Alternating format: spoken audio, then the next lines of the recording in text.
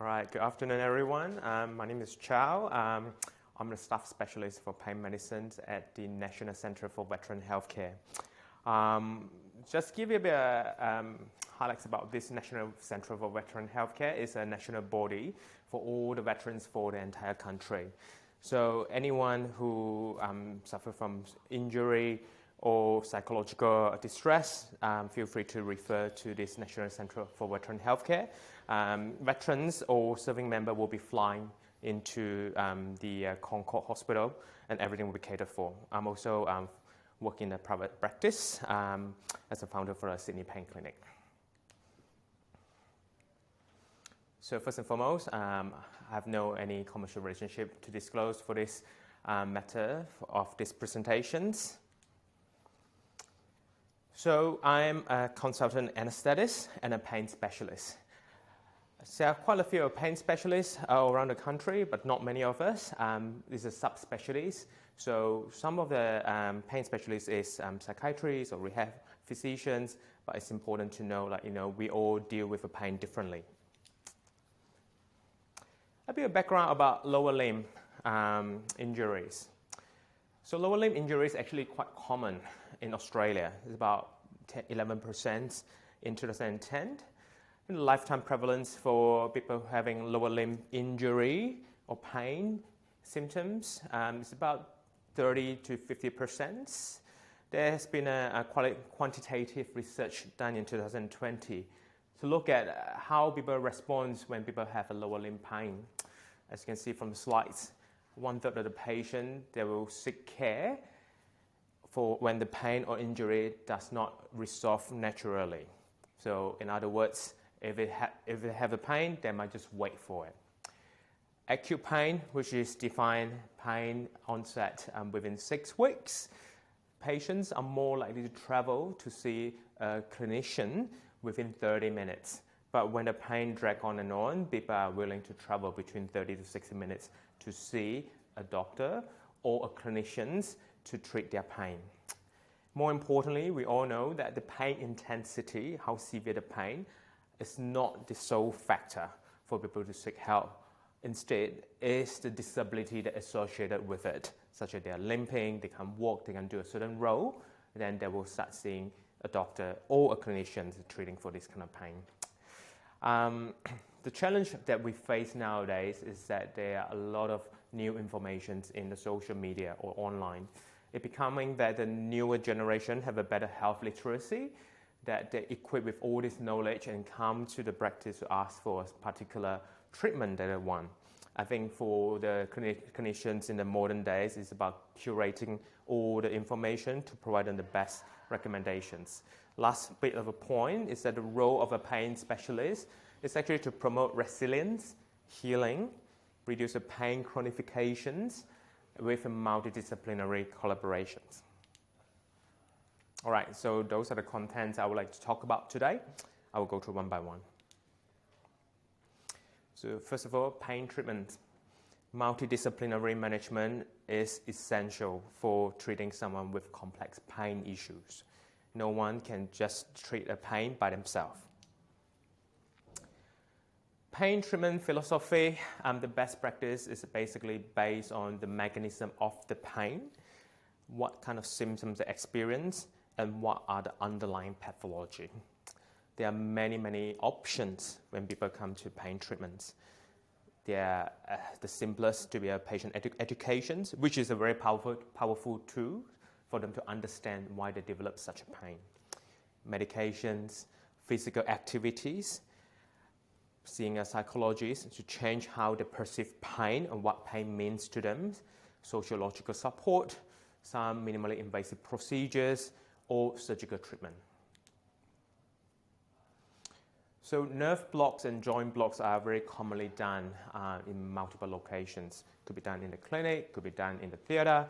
The ideal candidate, though, is important to find out the pathology has to be consistent with the distribution of the nerve or the joint itself. Nerve block can be done as a diagnostic tools or the therapeutic tools. There are many things can be injected through a nerve block or a joint block. The current standard could be a local anesthetics with cortisone, or with any following of the items, hyaluronic acids, Botox, platelet-rich plasma. All of them have a certain degree of evidence behind it. Of note, the platelet-rich plasma probably is newer among all of them, and there has been a lot of evolving research from the PRP itself. But we will move on to talk about radiofrequency. Radiofrequency treatment is very commonly done by the pain specialists. It's a treatment that probably not very well known to a lot of populations. The radiofrequency, as you can see from the picture itself, it relies on these machines and deliver a high frequency current to the targeted tissue. The tissue that we target most of the time will be the nerve itself. It's not into the nerve, it's perineural structure of it. The radiofrequency comes in two main forms. One is ablation, one is pulse radiofrequency.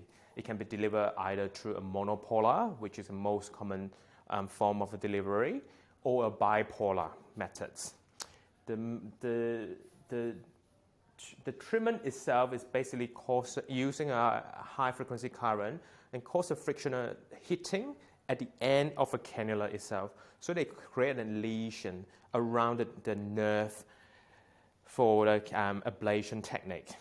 Of note, the ablation technique is basically hit at around 80 degrees, then cause a denature of the nerve itself, and that causes sustained benefits of the reduction of a nerve signaling.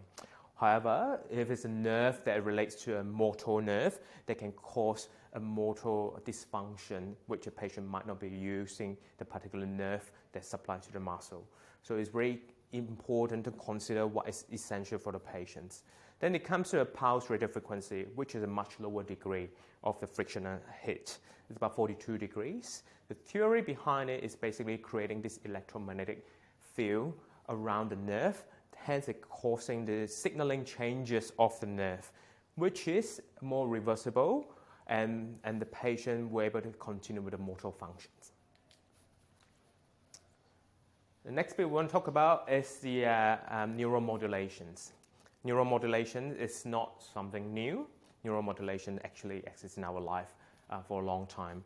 Neuromodulations, that's well known for will be a pacemaker, a cochlear implant. They are all neuromodulations because by definition, it's basically changing the nerve activity to a very targeted area where we want to change. It's basically, instead of using chemical, like a medication, we're using electricity to change the nerve functioning. There are many, many waveforms and many, many different types of neuromodulation or spinal cord stimulator, and the latest one is all MRI compatible. All right, this is the main topic for these presentations. First of all, we could talk about foot and ankle pain. In the pain medicine, we call them a peripheral neuropathic pain. So the first one you can see, one of the biggest nerves of the foot is the tibia nerve. The tibia nerve mainly supplied to the flexor, and one of them is quite important, is the medial calcaneal nerve and the plantar nerve. As you can see, it's basically next to the medial calcaneus. The identification of this nerve through ultrasound is actually quite simple.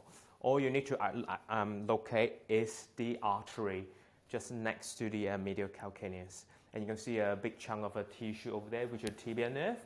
And you can see from this scheme, this diagram is actually supplied all the way to the underneath of the sole.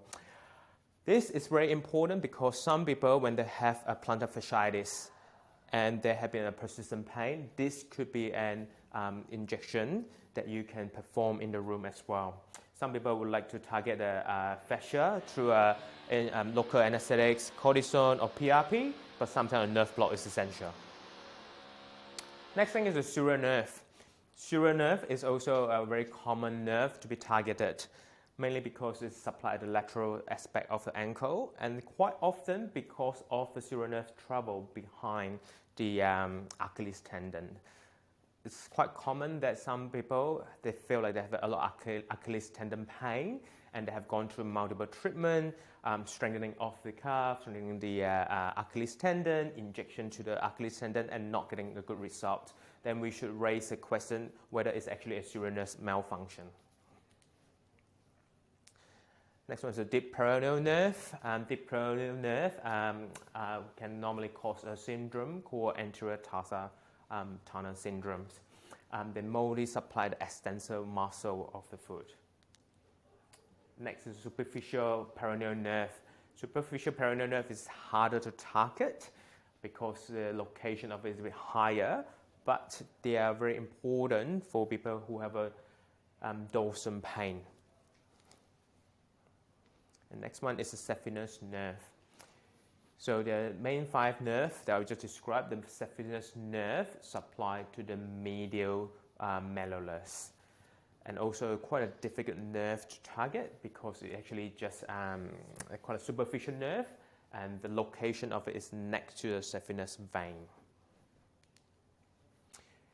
Then all the nerve blocks that we mentioned just now, so we basically will go to a diagnostic nerve block, which you can either do in a theater or do in a room with ultrasound. Normally we inject some local anesthetics to evaluate whether the person have a resolution of the pain or whether they have increase in the mobility or whether they can perform certain functions. Once a diagnostic nerve block has been successful, then we can consider of a more like a sustained nerve block that could be with a mixture of the medication that we talk about or using a pulse radio frequency that we talk about. The next bit of a lower limb that we want to talk about is the hip and knee. Hip and knee is actually quite a common area that we target as well because a lot of patients have a lot of hip pain or knee pain. The first thing we want to talk about is the knee pain. Knee pain is very, very common. There has been a study to show that there might be a radiographic changes of the knee joint, or the wearing off of the cartilage might not represent the degree of the osteoarthritis pain, the experience. That is mainly because, as you can see from this picture, the knee innervation is extremely complex. The knee innervations is the branches of the obturator nerve, femoral nerve, saphenous nerve, tibial nerve, and fibular nerve. Because of the complexity of the mesh of the nerve, it's quite common people have an early onset of osteoarthritis and develop something called central sensitizations. And what it means, the location of the pain might be just over here, or osteoarthritis, but they might feel the whole area may be quite painful, and a lot of disability result from it.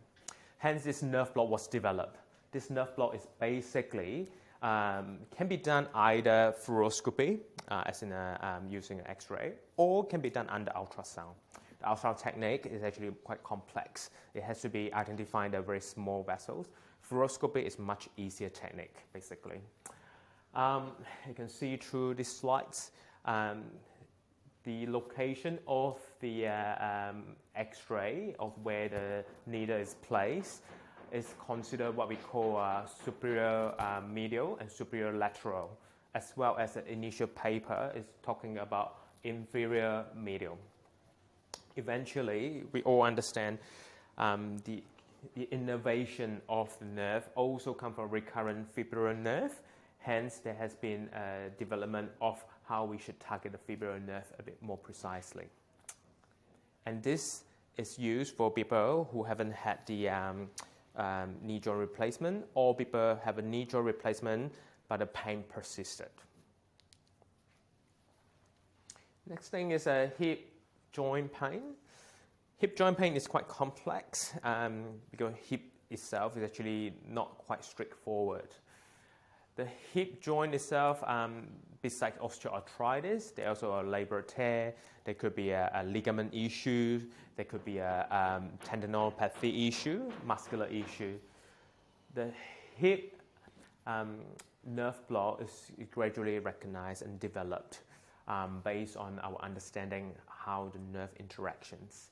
The big nerve that interact with it is the femoral and the obturator nerve from the front. Most people, when they feel the hip pain, is actually feel like a groin pain because of the location of the hip. The management of this kind of nerve pain will actually require a combination of the ultrasound as well as the fluoroscopy. The ultrasound method is basically to avoid the proximity of the femoral artery and femoral vein, so that it's not going to be puncture the vessels. Then we use the fluoroscopy to identify where exactly it is. So where exactly it is basically at the what we call teardrop of the pelvis over here, and as well as 12 o'clock over here. It has to parallel this way so that the nerve is supplied that way, that we can block the nerve even more successfully. This diagram actually shows that where is the manifold, basically where is the most innervated area. As you can see, around where the 6 o'clock area, and that is the most of the painful nerve that supplied to. There are some of the nerves applied to the posterior joint, but it's not commonly done because most of the pain is actually innervated from the anterior segment. Part of the lower limb that we see very, very common at a pain specialist is actually what we call a complex regional pain syndrome. And also some people use the acronym of CRPS. It is a form of primary pain. In other words, that the mechanism of developing such a CRPS is due to a lot of factors, which I talk about. More important feature of it is that it associated with autonomic nerve dysregulation. How do we diagnose the CRPS? The CRPS actually gone through many, many years of refinement about how we diagnose such symptoms, and it's called Budapest criteria. It requires one sign or two or more, or one symptoms in 3 or more of this category. And these have to be, there's no other diagnosis can be better to explain, such as, if a patient have a surgery and having these symptoms, then they will be classified with another type of criteria for this. Of this, important to know, sensory changes is very common. Hyperalgesia, as in the pain, is more sensitive to normal stimulus, as in a painful stimulus. Allodynia, as in a light touch, or non-painful stimulus, has creating more pain for the persons. Vasomotor, basically what it means is that the vessels have some changes. The patient will present as hot and cold of the lower limbs, or the lower limb might seem to be like a bit redder or a bit bluish because of the vessels problems. Some people will present as swollen, or they feel swollen of the foot, or the person have a difference in sweating of the foot itself. Motor or trophic changes also very common, such as they can't move the range of movement is decreased, or the person have some hair or nail or skin changes. When you say changes, it means that they might have a hair growth, which is very common, or the nail become very brittle. How do we deal with CRPS? Actually, there's a lot of series of management which range from medications, psychological and physical desensitization process. But in terms of nerve block, what we normally do is called lumbar sympathetic nerve block. It's a very dedicated nerve block for CRPS because this is actually targeting the sympathetic plexus. It's a nerve that governs the symptoms that we just discussed. The hot and cold feeling, the swelling, the nail changes, all sorts. And basically we use fluoroscopy or II in the theater to locate where the nerve is with a contrast to find out where it is. It's basically to block the nerve for lumbar sympathetic nerve. As you can see, lumbar sympathetic nerve is not a posterior structure, it's an anterior structure of the spine. So the needle actually have to go from the back and go around it. The next thing we want to talk about is the spinal cord stimulator. Spinal cord stimulator is getting more and more popular nowadays, mainly because of the difficult to treat a particular nerve pain with the technique that we just mentioned. More importantly, it is a bioelectrical activity that delivers to the spinal cord. Spinal cord stimulator only effective for nerve pain. It is not effective for arthritis or muscular pain. Component of the spinal cord stimulator, there are basically 4 things. Epidural leads is what we place into the epidural space near the spinal cord. The precise location is the dorsal column. Next thing, once epidural leads is placed, then we'll connect them to a pulse generator. This is almost like a pacemaker of the spinal cord stimulator. With this battery, different companies have a different waveforms and about 10 years of lifespan, which will need to be replaced. The patient will receive a remote control. Now the remote control can be an app through your phone, and you can just bring your iPhone or Android device, and then you can change the frequency or the waveform that you like, or the intensity of the electricity that delivered to your spinal cord stimulator through an app nowadays.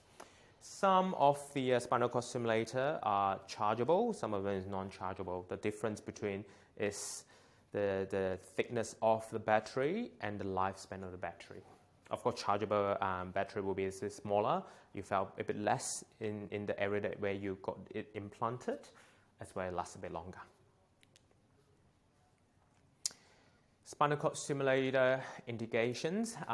So these are the level 1 evidence for the spinal cord stimulator indications. Leg and or back pain is very common, and most of the patients will have undergone for multiple treatments, such as some people who have gone for a neurosurgeon or spinal surgeon for lower back surgery, or some people will have a lot of ankle fusion that have resulted a lot of nerve pain, and they have done a lot of investigation or radio frequency or injections that's not worked for them. Neuropathic pain also have level 1 study with a peripheral diabetes neuropathy. The study is done by the company called Nevro, and I have a very big study cohort in the world that have changed not only the sensation of the diabetes, they also help to regulate some of the glycemic changes of the person, but not markedly. CRPS is also very common because it's a nerve pain for the persons. More importantly, it's an autonomic nerve dysfunction, so CRPS has been very effective.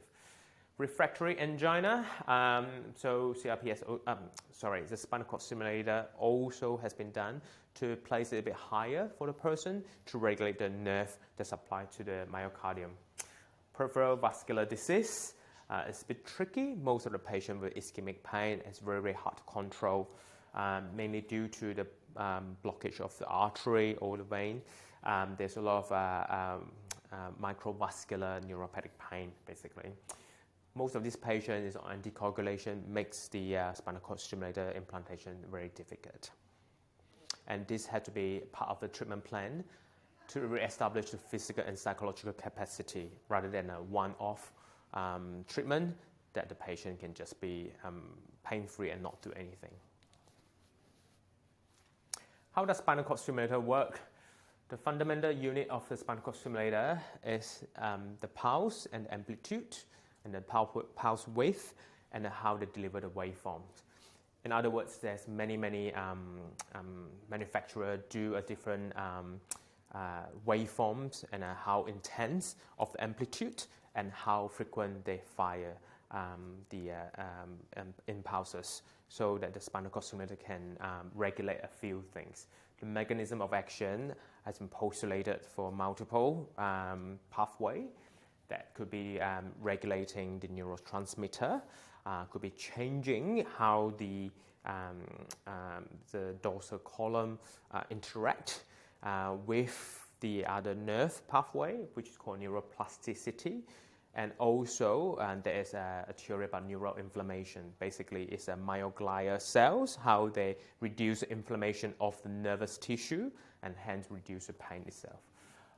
And also another study is to see how the spinal cord stimulator have changed the neural pathway in the brain and how they perceive the pain a bit less, or they don't mind about the pain anymore. This is how a spinal cord stimulator looks like. Basically, we will implant the epidural leads into the epidural space, which depends on the location of the pain. If there's lower limb pain, T7 or T8 is a quite common area to be placed. As you can see, once we place it, we normally take a photo to see where it is. Then through this, the technician of the neuromodulation will map out how is it effective for the person. All right, so this is my presentation for the minimally invasive pain procedures, and then we will have a break right now. Yeah, so if you don't mind, do you mind if I just get that one off? Let's have a bit of a quick chat, if that's all right. Yeah, sure. Because I'd like to look a little bit further into some of these things. And I know Chow's going to speak a little bit more about some of the case studies and a little bit more on pain in a moment. And I want to get a bit of an idea from some of those different interventions and options that you've got available. When do you use certain things? Obviously, every patient's very different. That's correct. But what, like, as much as you can't have a go-to, what's your typical approach? How do you work someone up like that? Yeah, that's a good question, Kent. So for patient that I see, it's quite complex, basically. Some of the patients have gone through some surgery, some people, just first time to come and see a pain specialist. More important is actual assessment of it. They have to base on a principle, what we call a biopsychosocial principle of it. It's understanding why the person have a pain from a biological perspective and how the interaction of a mind and then how their social circumstances are interacting with them, with their pain, basically. Yeah, so really it's that whole biopsychosocial approach again. And, yes. a lot of people that know me know that I'm all, that's the buzzwords at the moment. But okay. And to implement the treatment plan, actually, it would normally take me a while. Mostly, I will provide some education about why you have this pain, and then we'll basically rationalize the medication use, which is very important for a person. That's it. And I know we're going to be talking a little bit more on medication. Right. I don't want to jump the gun on it, but because it is a really important part. But it's really working out, okay, well, what can we do as well as potentially? Yeah. Yeah, that's right. And for people who have a lot of pain, especially lower limbs, I cannot stress anymore. Physical rehabilitation has to be the key. Getting hands-on. That's right. Yeah. That's it. And the other aspect that I wanted to just talk about quickly, when you talk about some of those devices, and we were talking just before we came on about rhizotomies and quarterly directed sort of work as well. At what point are you saying, this is the best option for you? Or, obviously, everyone's different, but is there something that they come in and they say, this is what I think you're going to need as a sort of a jump straight to? Yep, so it depends on the person representations. If the person have a very clear pathway of the nerve distribution and having that pain along that nerve, then I would say, okay, then we can do a diagnostic nerve block first. Because that will help us to understand whether that particular nerve is going to be beneficial for you. But of course, if some persons, the pain is everywhere, then it becomes a bit tricky. Then we need to minimize this central sensitization profile first. Then we isolate whether the person will benefit from other treatments. Yeah, and again, I'm loving hearing all this kind of stuff. Cause I always say I'm a sucker for pain myself because it's something that we do. We most patients do come to us because they are in pain. More so for yourself, I'm sure. That's right. But that's what we're in healthcare. This is why I wanted to sort of let's pull this apart.